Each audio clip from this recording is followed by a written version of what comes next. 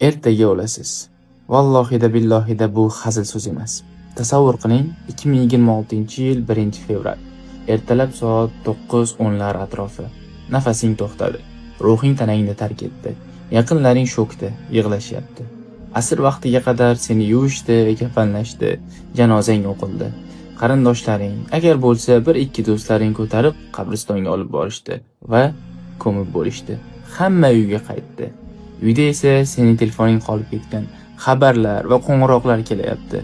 Lekin ularga javob beradigan inson endi sen emassan. 1 oy o'tdi, ta'ziyalar tugadi, kiyimlaring muhtojlarga berildi.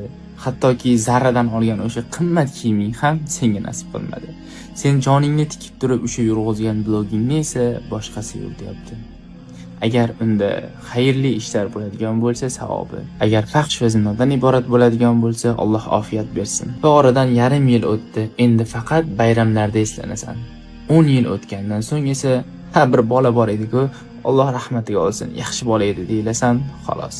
20 yil o'tgandan so'ng esa na surating, na isming esda. Tasavvur qila, oradan 50 yil vaqt o'tdi.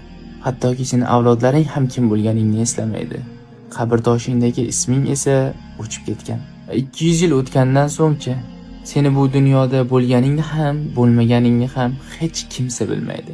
Qabring o'rnida yangi uylar, yangi yo'llar qurilgan. Sendan hech nima qolmagan. Faqatgina bir narsa, ya'ni amallaring. Qilgan yaxshiliklaring, yolg'on gapirganlaring, birovni haqqini yeganlaring, o'qib o'qimagan namozlaring, hammasi yozilgan. U daftar hali yopilmagan. Dunyo seni shunchalik tez unutadiki, tasavvur ham qila olmaysan. Lekin Robbing seni hech qachon unutmaydi. 2026-yil 1-fevral dedik. Lekin hali ham o'zingni isloh qilishga vaqting bor. Lekin bir narsani unutmaginki, erta değil, hozir olgan nafasimizni chiqarishimizga ham kafolat yo'q. Har soniya o'limga tayyor tur. Bu dunyo seni qanchalik tez unutsa ham, Alloh seni unutmaydi.